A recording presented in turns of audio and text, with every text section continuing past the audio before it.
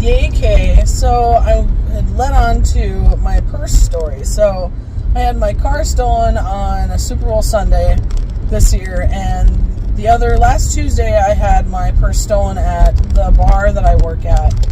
So the story about this, and I figured I'd just tell it really quick. So I had bought a designer purse out of like an outlet. It was like an outlet purse. So it cost me like $60, right? So I bought my first Michael Kors bag. I've never really splurged so much on doing designer bags. Like I bought a couple from outlets or whatever, but this is like my first one that I bought one for the club, like a little wallet guy, but this is one that I was going to use every day because it was just the right size. It's technically a camera bag. It had all these little pockets on the inside. It was very handy and I loved it. It also went with my jacket. It was gray and had pink trim on it, and I really liked it. It was very nice. But basically, so what happened was, one of my jobs is calling bingo. So when I'm done with bingo, I usually go to the venue next door and do karaoke and have my drink on, right? It's kind of because Tuesdays it used to be my day off, and now it's like a bingo call day, so it's like my way to give myself a little treat for, working on my day off or whatever. So when I was, I was a couple drinks in, don't get me wrong, and I'd put my purse under my coat. So someone had seen me go from one side of the bar to the other because I had moved from one spot to another spot. So I met these three lovely ladies, and they were really fun to hang with, so I hung out with them for the rest of the night. And so I put my purse under my coat, and I left it unattended. So that's where it's partially my fault. I'm not used to having a designer bag. I'm used to having my satchel, my regular purse satchel from Amazon that cost $20, right?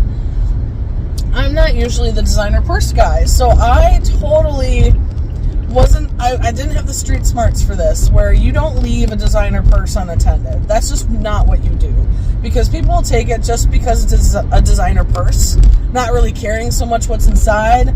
All the inside goodies are just extra win, you know what I mean? People will take it just for the purse, and I didn't really think about that until it had happened. So that's my street smarts I didn't really have for that part.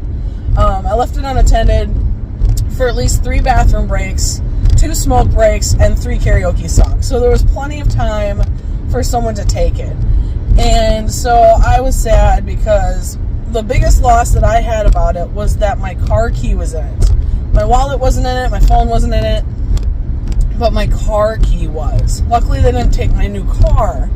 With that being said, it's going to cost $700 to get new keys, because I have to have my current key reprogrammed and rekeyed, and then I have to get another one because the Mazda dealership will not allow you to only have 1 key fob. They require you to have 2.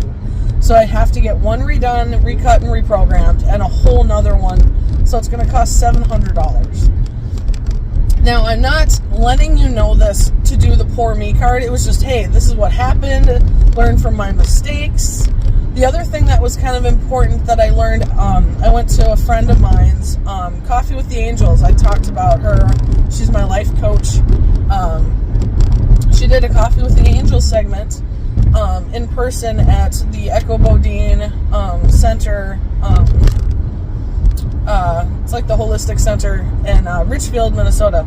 Anyway, she had brought up a really good point, and so this is kind of like the lesson to the story also, is she said, if you don't like walking through dog shit, stop putting it in front of you.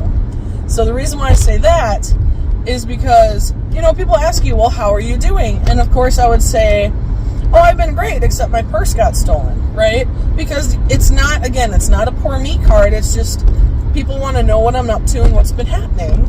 And that's kind of a big deal. It's another time that I feel violated, and it's going to cost me a bunch of money, and money I don't really have, but I will find it. My world of abundance will help me find this money.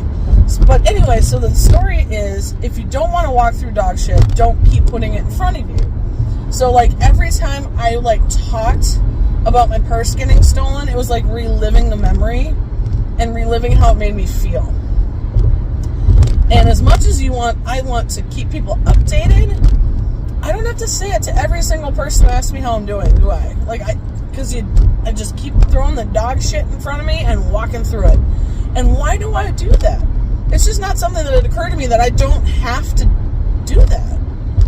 And I think that applies to a lot of other things in life, which is why I kind of wanted to share this with you, was don't walk through the dog shit. Don't put the dog shit in front of you and walk right through it.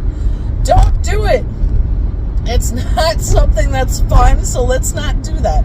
So that's kind of the lesson for today. Just don't keep walking through the dog shit. So, I'm not going to talk about my purse being stolen anymore. It is an old story. I am adapting to it. I have moved on. I'm going to get new keys. Everything will be cool. It's a past story, and I can leave that in the past, and that's what we're going to do.